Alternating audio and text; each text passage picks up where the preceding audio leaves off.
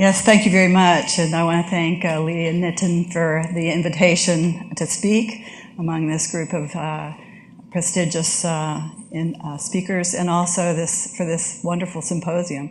And thank the ISP for hosting it. It's a wonderful place. So I'm not going to talk about brain function today. I'm going to talk about tumors in the brain. And you've heard a few people allude to glioblastoma, so it's not a new topic. I won't be talking about brain function, that is, until maybe after the talk, if we want to talk about how we can change the behavior of cancer investigators. So that might be an interesting topic to pursue by the end of the talk. And I'm going to talk really about work done in my laboratory to develop a human-like model of GBM and to look at the etiology of that disease. Then a collaboration with Lee's lab, specifically with Barak Kutlu in that lab when he was a mere postdoc. Now I believe he's gone on to bigger and better things, to apply systems biology studies. It's really at the tip of the iceberg. I'll talk about some of the work there. And then if I have time, I'll talk about some of the new things I've been doing at the Center for Advanced Preclinical Research at the NCI to try to move some of this work into translational impact on cancer patients. So first of all, let me set the stage for you. The cancer, the way we look at cancer in humans and how to treat cancer really changed about 10 years ago in 2004 when the Meyerson lab and the Haber labs did this study. And the study basically was this, that a large number of patients with non-small cell lung cancer had been treated with an EGF receptor blockade. EGF receptor and downstream RAS activation being one of the major pathways perturbed in those kinds of cancers. And actually the trials were a complete failure until these two groups decided to stratify the patients based on whether or not their tumors actually had EGF receptor mutations. And about the 10% of patients that have EGF receptor mutations, and interestingly, those tend to be the non-smoking group, those patients actually did respond quite significantly to EGF receptor blockade. So that really set off how we're looking at treatment of cancer patients with therapies now. The most recent success has been the BRAF mutant inhibitors in melanoma. They generate a complete response in BRAF mutant-containing patients, but the unfortunate thing about these new therapies is that there's always ultimately resistance that develops to these single therapies. So let me just get into the complexity of this problem then. And it starts right here. This is a number of patient tumors here and a number of different mutations that were looked at. A very sort of crude in 2008 look at some of the mutations, but it makes the point. And these two proteins, EGF receptor and receptor tyrosine kinase, that triggers to RAS as well as other things. What you can see is the mutations in RAS within independent tumors tend to be mutually exclusive with the tumors that have mutations in EGF receptor. What that says is that that's likely a pathway to oncogenesis, at least part of the pathway. And yet, here's a complexity that we've already seen in multiple of these tumor types. It's not quite that simple, nothing ever is, and that you can see some overlapping mutations, which may mean some quantitative differences in these complex networks, or it could mean something else. So, but by and large, you can see mutually exclusive mutations here within individual tumors. And so that begs the question, if EGF receptor blockade works so well in this subset of patients, what's going to happen if we happen to treat this subset of patients, RAS being triggered downstream from EGF receptor? Well, actually, those clinical trials were done, and this makes a point that I want to make here. And here's one of those such trials that was done. And what you see is that with this blue line here being the standard of care, which is chemotherapy alone, with the RAS-containing tumors, RAS mutant-containing tumors, and this being patients that had RAS mutant tumors but were treated with EGF receptor blockade, you can see that these patients actually died much more rapidly than those receiving the standard of care. The question I want to put out there is that do we have the technologies to predict better what might happen in this sort of circumstance before going into patients? We will never, with the mouse, learn exactly what's going to happen in the human. But could we predict that we might have lost so many patients so much earlier with this kind of targeted therapy in the wrong tumor population. And I will state right now that we do have the technologies to predict this kind of thing. This kind of thing has happened in the mouse, and I'll mention a situation in GBM where it did happen. So that sets the stage. Now let's look at the complexity of what we're dealing with, and this meeting is all about complexity. Here's how we tend to think about these pathways, at least we cancer investigators tend to think about these pathways in a 2D way. And this is better than some in that some of these crosstalk here in this two-dimensional way. But what we've heard in this meeting, which is absolutely true, and that's RAS and EGF receptor, is that this is just a simple dendrogram of some of the literature on RAS and EGF receptor, which are circled here. This is more how these types of signaling pathways occur. These are the highway systems in Los Angeles that if you perturb one part of, you're going to generate a whole runaround in another way. And of course, we're driven to homeostasis. So in fact, when you have a blockade of a particular type of therapy, you have a lot of feedback loops as well. We need to try to understand what these are going in before the clinic to try to begin to come up with combinations of therapies that we can take into the clinic that can be more effective. So you can see why we've lost the war on cancer so far, the war on cancer being established in the early 70s. Now, it's not just the molecular complexity that we have to deal with, it's also the cellular complexity. So here's how cancer arises. We used to think that it was only the cancer cell itself that evolved with mutations, now also epigenetic changes, and that's all we had to figure out in order to treat cancer. But in fact, from the first change in a tissue, and I've simplified the tissue here, in that cancer cell, its crosstalk with the microenvironment changes.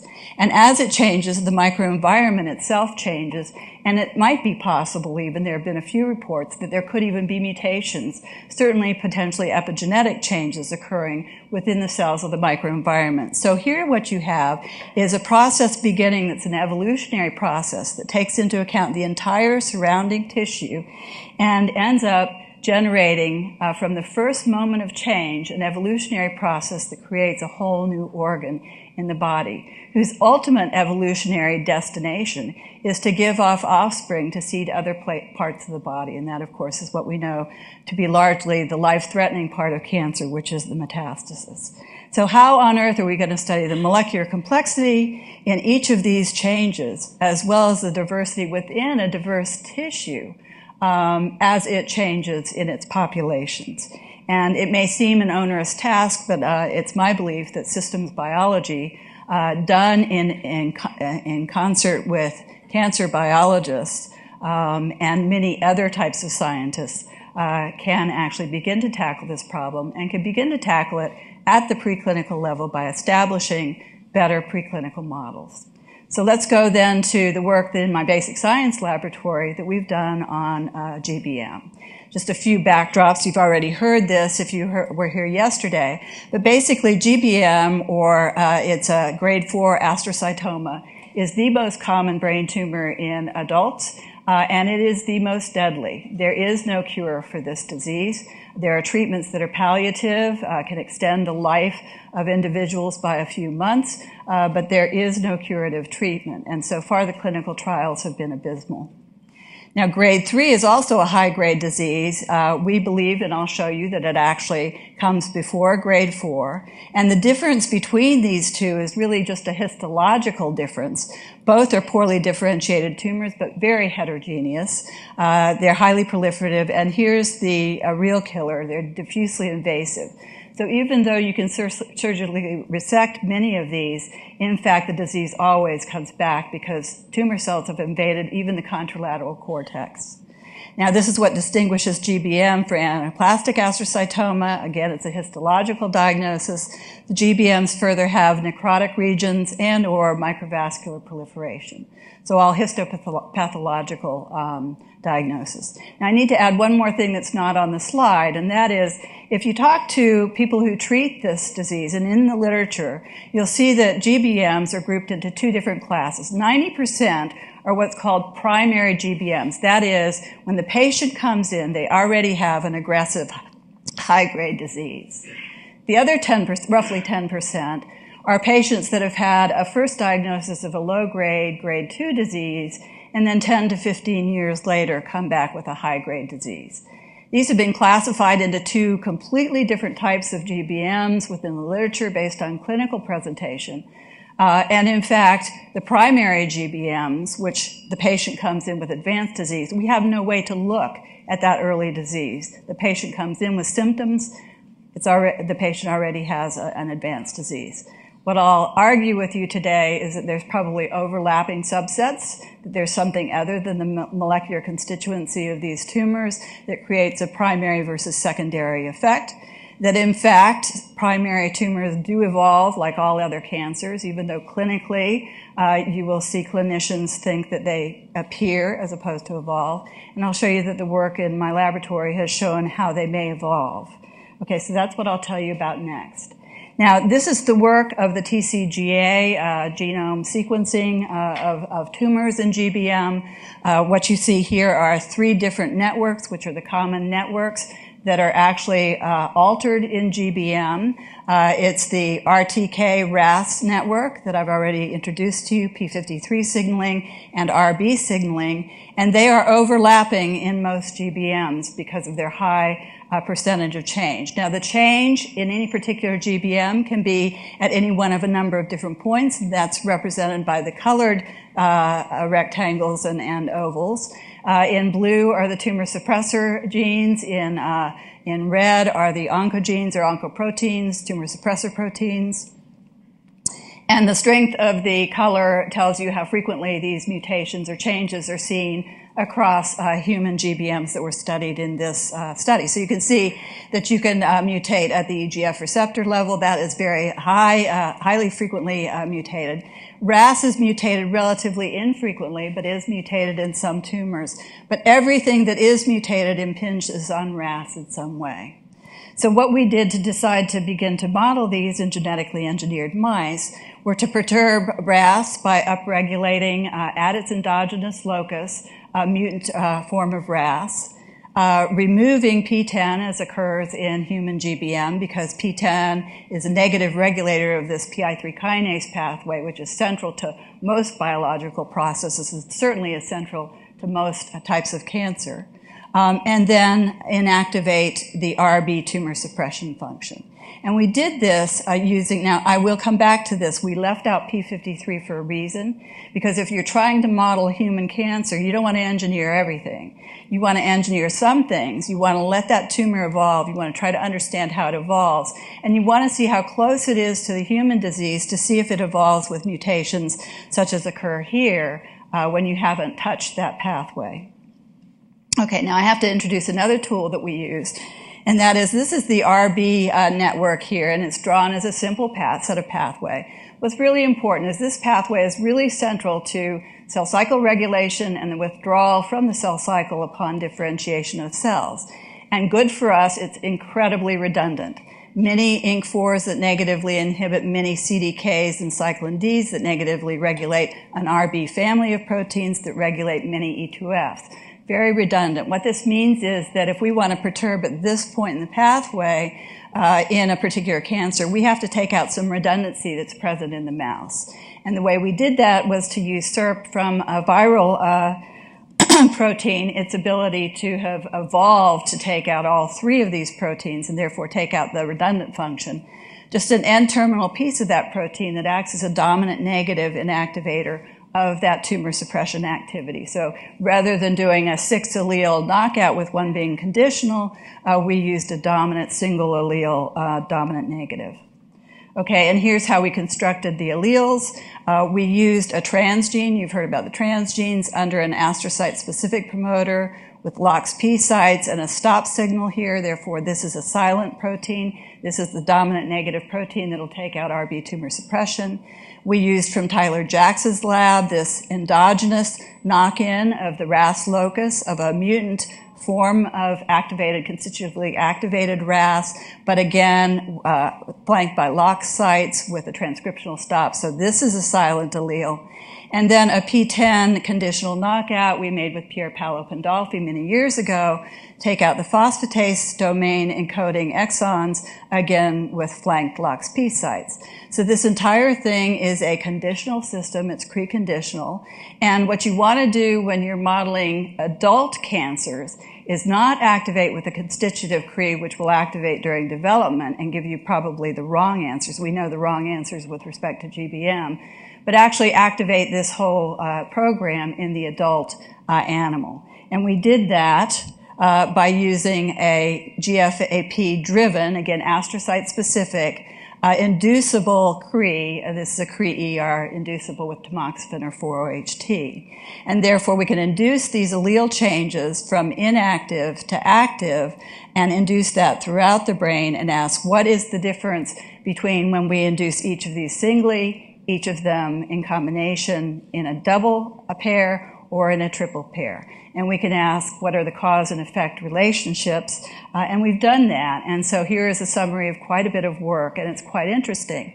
First of all, any of the singles, the only single that can induce disease, and it induces a grade 2 disease with histological identity to the human disease, is the inactivation of RB. RAS can't do it, loss of PTEN can't do it, and amazingly, both of those together can't do it. In fact, they induce no brain pathology if you induce in the adult. So we were lucky in that only one thing can do it. This initiates disease. Now, what happens when you begin to layer things onto that? Well, let me first go to, if you layer on PTEN loss to that, you really don't advance disease. You actually accelerate the development of this grade 2 disease, because we know that PTEN drives apoptosis that's induced by this particular event here. But you don't advance disease. On the other hand, if you layer on a RAS activation, now you advance disease such that tumor masses are growing out of this background of mutant astrocytes, and these have the histopathology of human anaplastic astrocytoma or grade 3 astrocytoma. Now, when you layer on either PTEN heterozygosity, again targeted to the astrocytes, or PTEN nullizygosity, you go to GBM with different timing. And we know that these GBMs have lost the wild type allele of PTEN, therefore there's a progression here. And we know that 25% of these animals actually develop GBM, and those have lost PTEN. So not only can we engineer PTEN deletion to get to GBM, but spontaneously these will drive to GBM by losing the PTEN alleles. Okay, so what that tells us then is that our disease models are here, low grade, grade 3, and grade 4. And so this allows us now to go back and ask about, well, what about the network that we left out? What about the P53 network? Is it evolving? Is it becoming mutated in some way, and how in the progression to these diseases? Before I go to that, I'm going to show you the etiology we've put together based on what I've told you, and show you that, in fact, we haven't just done the genetic piece, but we have many, many tools to work with to piece together the pathways that I'm going to show you. That is, this is what I've told you, that we've induced throughout the brain various lesions and looked at cause and effect. But remember that this isn't how tumors arise in the human brain. It's great for biochemistry. It's great for looking at a population and looking at acute effects in the animal, but it's not how the disease arises in humans. The disease arises, as I remember I told you early on, in presumably a single cell that goes awry as a selective process in a focal region of the brain. So what we were able to do is, with this inducible system, instead of inducing these genetically by crosses and Cre expression in most of the astrocytes, we injected a lentivirus into the brain. You've heard that technology time and time again here. And in this case, we put in a self-deleting Cre. So we could hit with Cre and ask, do the same events, create the same disease if it occurs in a focal region of the brain. And in fact, that does occur. So that also gives you GBM with the same events. Now we were good to go to begin to start to make conclusions from this. And we were able to generate cell lines. Of course, this allows us to look at a number of things as it is, but these are lengthy models. So we can generate cell lines, we can induce them either in the animal or in culture, and actually do quite a few assays, both biological function as well as drug screens. And then we can take those cells actually and orthotopically implant them into the brain and get the same kind of tumor that we get with these types of models. And that gives us a much faster way, rather than the genetically manipulated animals, to begin to look at, again, pathway roles in etiology, as well as drug treatments and so forth and so on. Okay, so with all of this work then, what we've concluded is that here is what we know when you use these particular events to trigger disease. This is the brain pathology we generate. These are the events we're creating, and these are the downstream pathways, albeit in the simplified cancer investigator way to look at them, not in the networks, that we know to be downstream pathways that are operative by triggering these events. And so that is RB inactivation actually yields grade 2 disease. We know, interestingly, that while people would think that the RAS activation that we added to this would trigger the MAP kinase pathway, in fact, it's this event that triggers the MAP kinase pathway, and it does so through endogenous RAS. This is one of the two major pathways that's being drugged in the clinic. Many inhibitors generated to the MAP kinase pathway here, along with PI3 kinase inhibitors. Then we know that activation of mutant RAS here triggers the PI3 kinase pathway. It may trigger other pathways, and we're currently looking at that, but that's at least one of them. And that sets up the selective pressure then for the loss of PTEN, because it's a negative regulator of this pathway. We can spontaneously lose PTEN, or we can engineer PTEN loss in the tumor, and that creates GBM. So here is a progression that we know to occur. And now the question is, if we take these GBMs, do they have P53 mutations or mutations elsewhere in the pathway? So we've done that. And what we see, and here is again the TCGA, this is where we're looking here. This is the TCGA, again, human P53, MDM2, MDM4, ARF, those are in the P53 network. And what you see is that the P53 mutations that are generated are not loss of alleles, but in fact missense mutations. Those are all the green marks there. And so the first thing we did was to sequence those tumors for missense mutations. And actually, this blew even my mind, which is that not only did we have P53 missense mutations there up here, but we had the identical cognate missense mutations and amino acid changes that you see in the human GBMs. So these tumors had evolved to generate exactly the same mutation spectrum in P53 you see in the human. What that says to us is that we appropriately modeled this disease. And furthermore, we have a stochastic set of mutations we can begin to explore treatment options with. Why is that important? Because the status of P53 affects how tumors actually respond to treatments, as do probably, as I mentioned to you before, where you are in the pathway, EGF receptor or RAS, for example, and the types of treatments that you undergo. Now, we also found out that while mutant P53 is in the nucleus, and whenever P53 was mutant, it was in the nucleus, that if it was wild type, it was cytoplasmically localized, and based on P53's function, that's a non-functional P53. So there's something else that's changing in those tumors that mislocalize P53. We have a lot of work to do there to figure out why. Now, because we have an evolutionary disease here, we can go back and we can say, when do these P53 mutations actually crop up? Where are they likely to play a role in human disease? And so we have the grade 2 disease, early and late, grade 3, prior to tumor formation, after tumor formation in the tumor, grade 4 prior to tumor formation and after tumor formation. What you see are these foci coming up with high levels of P53. The literature tells us that this is mutant P53, and we've actually done some isolation to show that it is. So what you see is that after RAS activation, and before you get a grade 3 mass, you get these foci developing that are emerging tumors. Now, very rarely in an old mouse that has grade 2 disease, we'll see a focus like this. And that's likely a focus that has progressed through at least 2 events. Something spontaneous that has triggered something in the RTK RAS pathway and P53, and we're beginning to isolate those and sequence them now. Okay, so here's what we have as far as P53. This is when it comes up. So it comes up selective pressure based on something that happens downstream of RAS for P53 mutation in the transition to from grade 2 to grade 3 masses. Okay, and this puts the P53 on the scheme right here.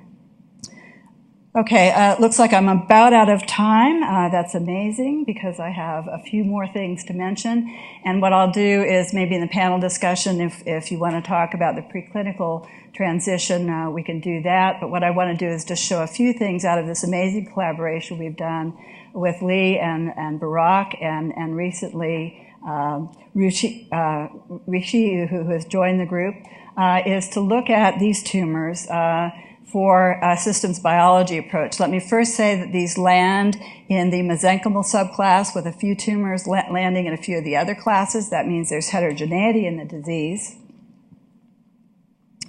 And what we've done is to take this model by and large and look at, with time, how the transcriptome changes as a first level of analysis. We can compare it to these kinds of diseases in the ultimate way. We've collected samples from those.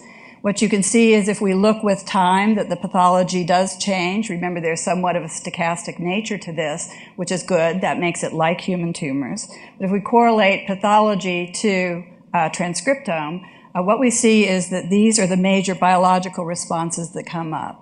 So in grade 2 disease, right away, you have cell cycle perturbation and ES cell progenitor-like activity. And we now know from work in my own lab that as soon as we inactivate RB, these cells, these differentiated astrocytes, take on a progenitor-like state. We believe that gives them the milieu for actual tumor progression. So there are other pathways that go on here. Towards the end of the disease, we've got quite a bit of an inflammatory response. And this was done independently. Look at where P53 signaling comes up in the transition between grade 2 to grade 3. So that was completely independently done by two different approaches. This actually I'm enamored with, maybe Barak not so much, but this is a series of cytokines that blows open towards the end when the tumors actually come up, the GBMs come up. It could be that we can use these for biomarkers and hopefully maybe serum biomarkers. And then finally, this is just an example of one of the networks that Barak has queried, with Rishi also helping with the microRNAs. To look at the regulatory molecules. This is, in particular, is the sonic hedgehog pathway, or network, let me say. This is in grade 2, and you can see how this changes as we go from grade 2 to grade 3 to grade 4. Grade 2 here, grade 3, and grade 4. So this is just the tip of the iceberg. There are many of these networks that come out of this work. And we're very eager to look at the deeper levels of the networks involved in etiology. I'm going to skip through the preclinical work, and I wouldn't have bored you with all of that. But let me give the credit to Yurong Song, who is the lead in my lab, Yaroslava, who is doing the work with Barak on the systems biology, some people who have been in the lab previously, and then back down here, Lee, Barak, and Rishi, that have done the systems biology. And I didn't talk about CAPER, so I'll stop there. Thanks a lot.